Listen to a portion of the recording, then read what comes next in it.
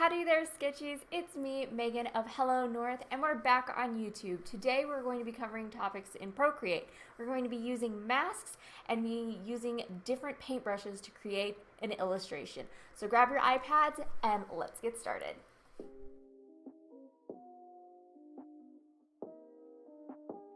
So let's open up Procreate. I've already done the sketch, the line work, and the flat colors just so that way we can focus more on layer masks and how to use the brushes within those. So what three mask layers do we have as options in Procreate? Well, you'll be able to find those under the layers panel.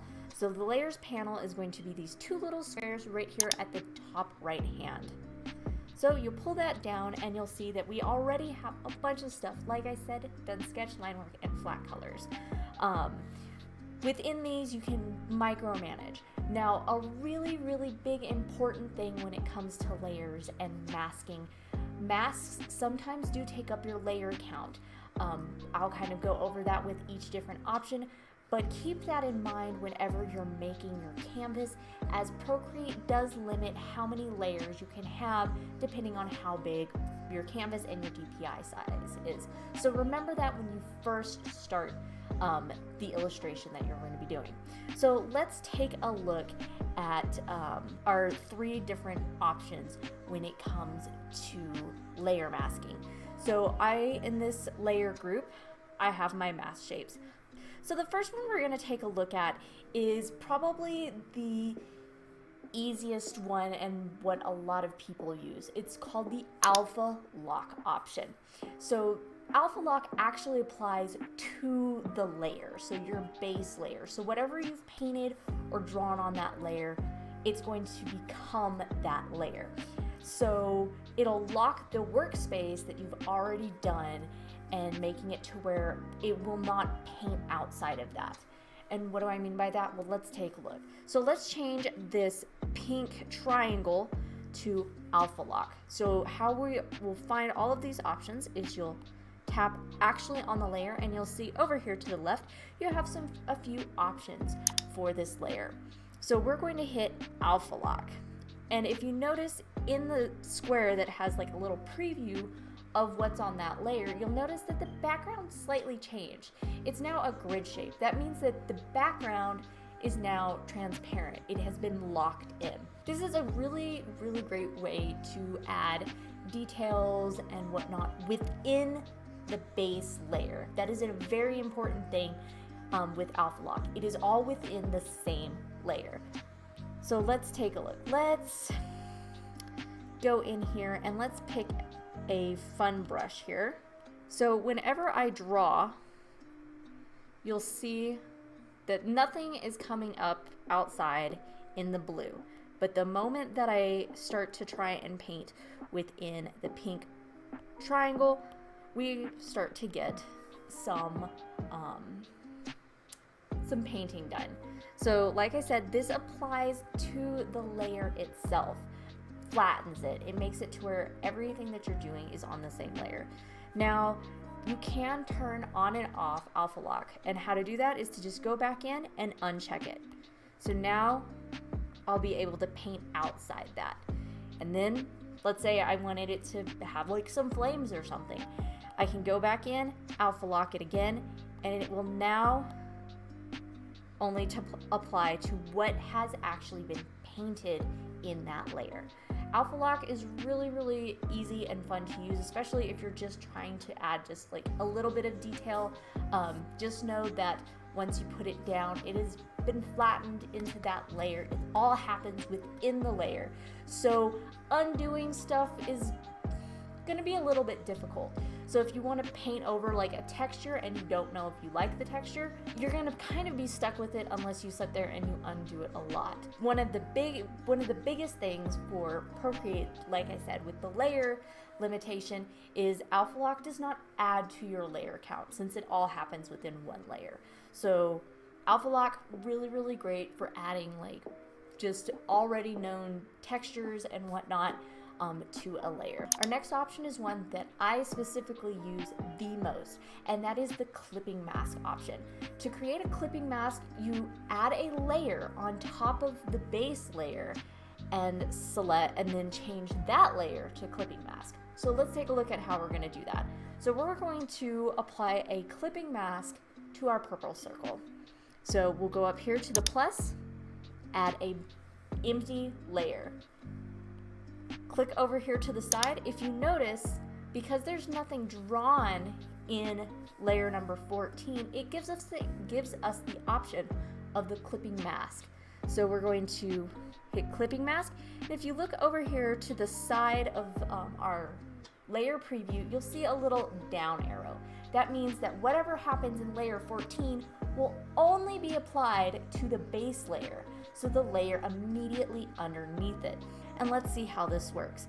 So what we're going to do, just like Alpha Lock, it won't paint anything outside.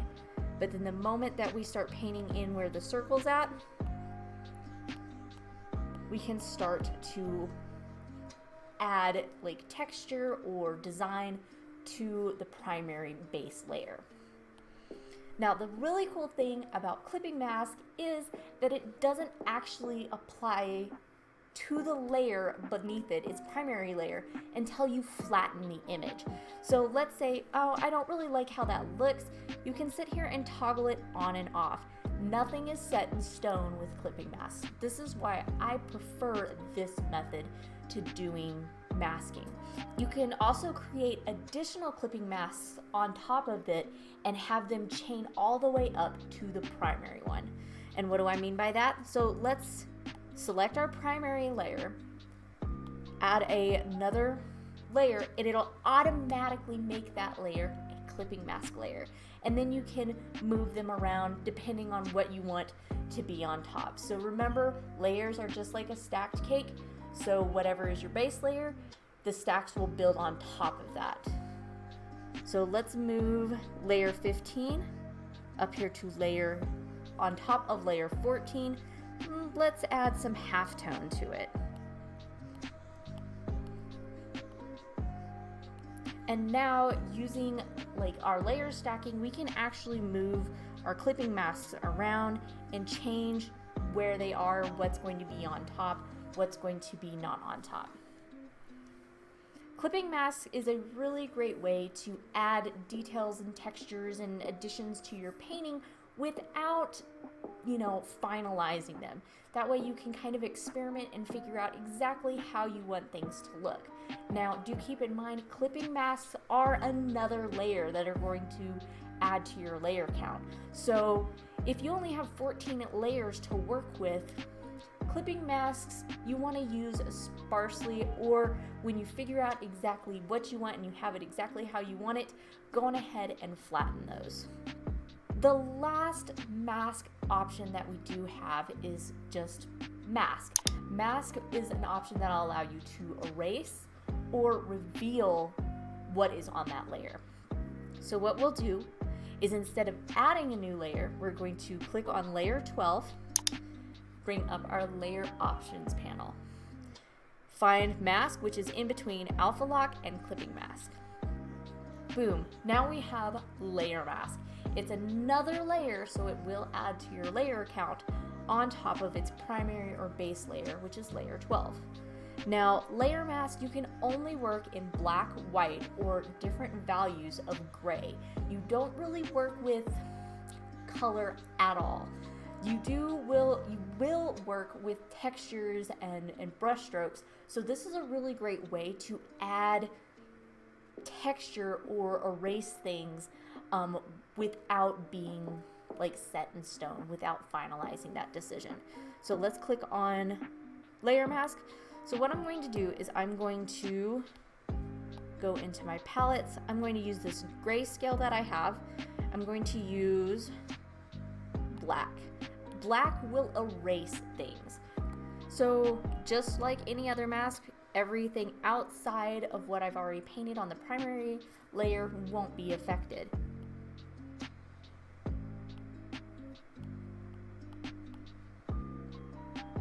So with it, I'm able to kind of erase things using black, and it'll reveal things that are underneath its primary layer. Now, if I add white,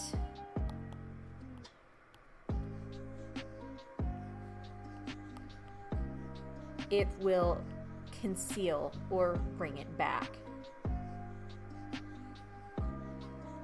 So white will paint in, black will erase. So what does gray do? Gray, and depending on where it is on the value scale, will either erase or reveal. It's pretty much like an opacity change. So let's select a mid-ground gray, and let's add some halftone to this.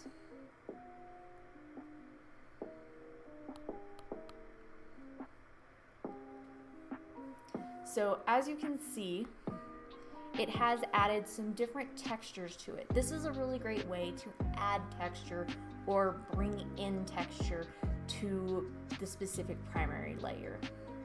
Now, layer masks can be stacked as well, just like clipping masks, but they are going to add to your layer count. So let's go on ahead and merge those. So now we have 3 different ways of using layers to kind of streamline everything. So that way you're not constantly undoing or going, oops, I didn't want to add that specific texture and now I've like screwed up everything. Layers and layer masks are really, really important, not just in Procreate, but in other programs as well. Most digital programs have some sort of layer mask option. So layer masks are your friend and you shouldn't be afraid of them. So how can we use these in an illustration? So let's take a look at how I would use those. Some of the brushes that I'm going to be using are these listed right here. I'm using Eagle Hawk, or I used Eagle Hawk when I did the sketch layer. It's a Procreate 5 brush that is already integrated into their brush menu. I use the Mega Inker for most of my inking, which is by George's Brushes, which will be linked down below. Fantastic brushes that you can pay variety pricing for, and he even has some really cool free brushes. The next brush pack that I just recently came into owning and I absolutely love is a watercolor brush pack by Max Packs. It's fantastic. It has a huge variety of inkers and watercolors and effects. I highly recommend it. I believe it's $25 and you can find it down in the link below. The last few brushes that I'm going to be using are a couple brushes that I have kind of tweaked or messed with or created my own. So these are custom brushes. They're light bubbles and a gem storm bay combination brush that I made that I really, really enjoy. So these are a few of the brushes that I'm going to be using in this illustration or already used in this illustration. I might use a few other ones depending on what I'm feeling like for the texture, but these are probably going to be the main few that I use. Alright, so I already had done all of the flat colors, mainly getting the skin, hair, eyes, all that jazz put in. So first up, I actually made a alpha look of the skin layer and I went ahead and I painted directly on it. It makes it a lot easier to maintain. And just using a variety of clipping masks for the skin layer, I was able to put different colors of, or different shades of red to kind of give it that peachy tone, and then using more clipping mask layers to add in the lighter tones using the watercolor brushes. I was able to also kind of put in some shading. It just makes things so much more easier to manage, and by having multiple clipping masks, I was able to kind of gauge like, oh, I want this darker, I want this in this spot, and moving them around makes it a lot easier. I'm using a variety of different watercolor brushes from Max Packs because I really, really like how the texture looks and how they can kind of layer on top of each other. I will say that with this specific paintbrush set, you can't do too many on top of each other just because it kind of, they'll just continuously get darker. Now, using a clipping mask layer, I did actually put a grain over the skin by just using a grain brush with white just to give it like almost that paper texture.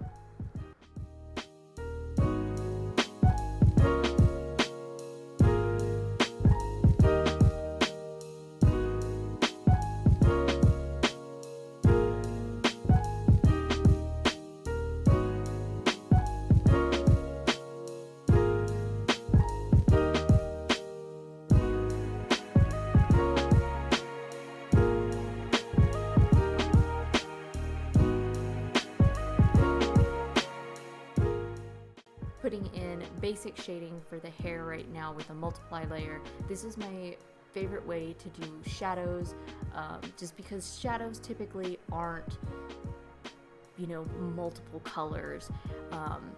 If you do them all on one layer, it makes it a little bit more believable, but if you mess with the layers, like your hair is separate from the skin, it's going to make things a lot easier. This is one of my favorite brushes that I've made.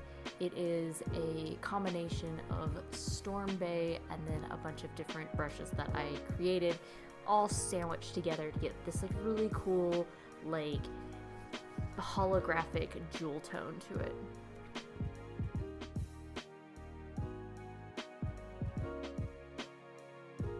This is a technique that you can do to kind of give a shimmer, like almost like a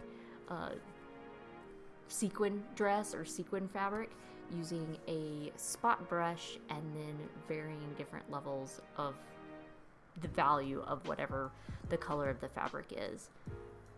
Clipping masks make this a lot easier to control, so that way I don't have to go back and forth doing the spots. I can have the different shades or the different values on different layers and mix and match, push them back and forth, just so I have more control over it and I spend less time messing with it and more time moving on to different aspects. As you can see, I have quite a few clipping masks like all over the place. This is pretty typical with an illustration.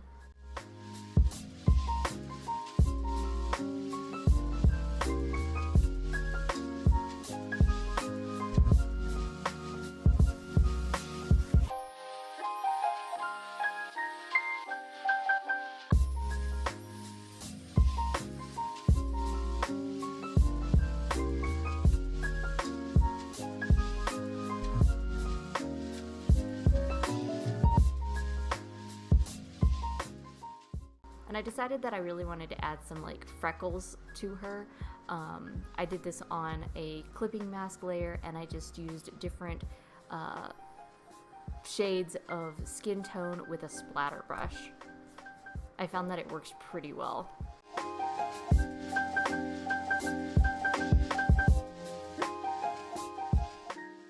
Now with this, I was trying to mess with like a noise layer. I ended up not using it because I didn't really like it all that much.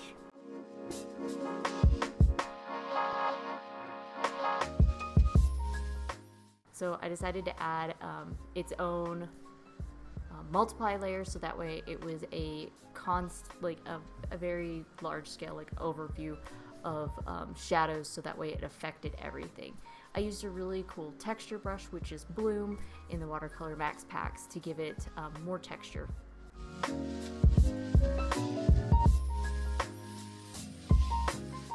And there, she's done. I really enjoyed doing this quick piece.